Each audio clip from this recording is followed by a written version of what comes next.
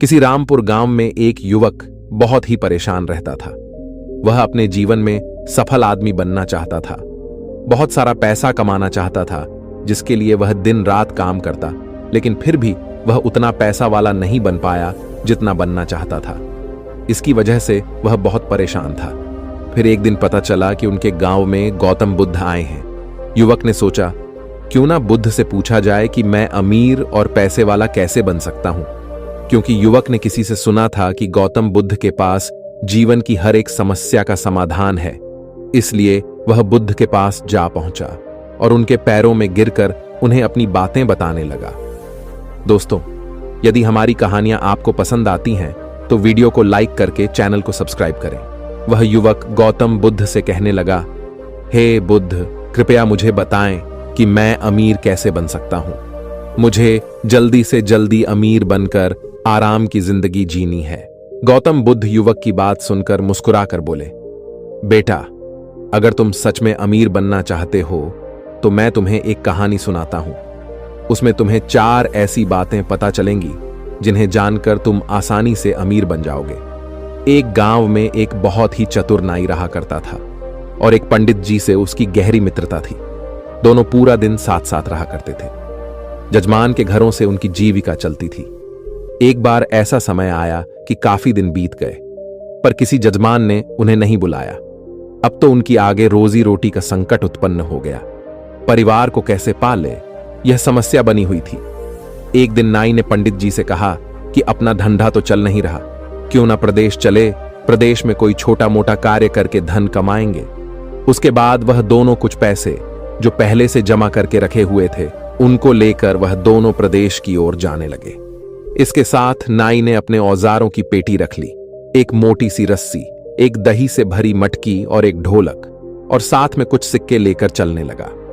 पंडित जी ने पूछा, नाई भाई, आप इतनी सारी चीजों को साथ लेकर क्यों व्यर्थ में भार उठा रहे हैं? दही तो चलो खाने के काम आ जाएगा, परंतु इस रस्सी और ढोलक का क्या करोगे? यह तो व्यर्थ में थकान लाएगी, इन्हें यही रहने दो। नाई कहने लगा, महाराज, कोई भी चीज व्यर्थ नहीं होती, बस उसको सही समय पर इस्तेमाल कराना चाहिए। कई बार हम लोग कुछ चीजों को व्यर्थ समझकर फेंक देते हैं या उनका सही समय पर इस्तेमाल नहीं कर पाते, इसलिए वह हमें व्यर्थ लगती है। पंडित जी ने सोचा, चलो ठीक ही है, जब भी मनोरंजन करने की इच्छा होगी तब ढोलक बजाकर लालियां करेंगे। इस प्रकार नाई और पंडित शहर जाने लगे। चलते चलते रास्ते में उन्हें एक सूअर का बच्चा दिखाई दिया।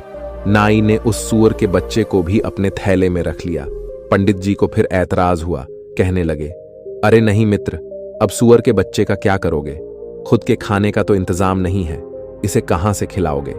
नाई बोला, कोई बात नहीं, मैं संभाल लूंगा, आप तो बस साथ चलिए, यदि कोई ग्राहक मिल गया तो उसे बेचकर पैसा बना लेंगे। इस प्रकार पंडित जी को समझाकर वह दोनों शहर के नजदीक पहुंच गए।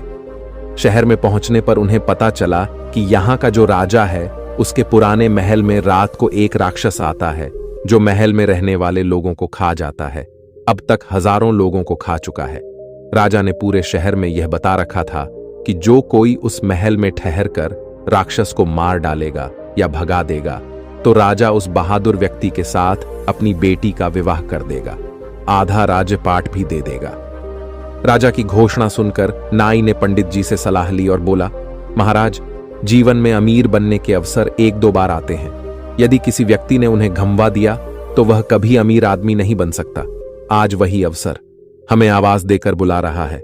यदि हम राक्षस को मारने में या भगाने में सफल हो गए तो जीवन भर बैठकर राज करेंगे। नाई की बात सुनकर पंडित जी बोले, अरे मूर्ख, यह अवसर हमें बुला नहीं रहा है, बल्कि हमारी मौत हमें बुला रही है। यदि हम राज्य और राजकुमारी के लालच में आ गए तो राक्षस जरूर हमें खा जाएगा।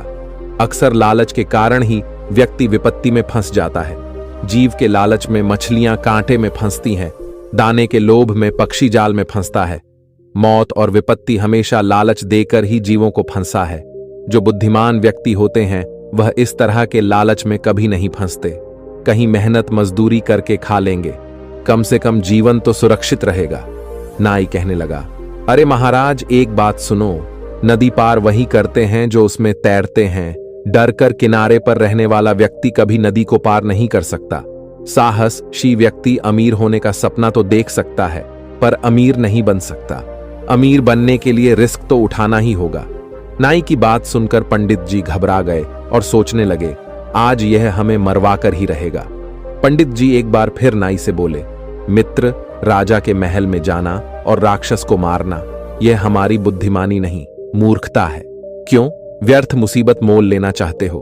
तुम्हें अपनी जान प्यारी नहीं है, या यदि तुम्हें जान प्यारी नहीं है तो कोई बात नहीं, कम से कम मेरे प्राणों की तो चिंता करो। महल में जाना सरासर आत्महत्या करने के समान है। नाई बोला, मित्र, परेशान मत हो, हम जरूर जीतेंगे। जीतने वाले कोई अलग काम नहीं करते, बस वह हर काम को अलग तरीके से करते हैं। गरीबी लाचारी का जीवन जीने से अच्छा है कि मौत से भी टकराकर हमें उन्नति करनी चाहिए। दरिद्रता का जीवन तो वैसे भी मृत्यु के समान है। हम पूरा जीवन मेहनत करें तो भी इतना नहीं कमा सकते कि राजा बन जाए। तनिक सी हिम्मत करके किस्मत आजमाने में क्या जाता है? मरना तो एक ना एक दिन है ही। हिम्मत और बुद्धि बल से काम लेने पर कठिन से कठिन सफलता भी पाई जा सकती है। नाई की बात सुनकर पंडित जी का भय दूर नहीं हुआ, फिर भी नाई का साथ त्यागना उचित नहीं समझा। कहते हैं, जो धन अत्यंत संघर्ष करने पर प्राप्त हो, शत्रु के आगे सिर झुकाने से प्राप्त हो, अपमान सहकर प्राप्त हो, जिसमें जान जाने का खतरा हो, धर्म का उल्लंघन करने से प्राप्त हो, उस धन में मन नहीं लगाना चाहिए। अब पंडित जी ने डरते डरते नाई के साथ चलने को हाँ तो कह दिया, पर हिम्मत साथ नहीं दे रही थी। नाई और पंडित राजा के दरबार में पहुंचे और कहा, महाराज, हम आपके महल से राक्षस को भगाने आए हैं। उस दिन शाम का भोजन उन दोनों ने राजा के यहां किया। तरह तरह के स्वादिष्ट व्यंजन, ऐसे व्यंजन जो जीवन में पहली बार खा रहे थे, उन्हें बहुत ही आनंद आया। उसके बाद वह दोनों राजा के पुराने महल में चले गए।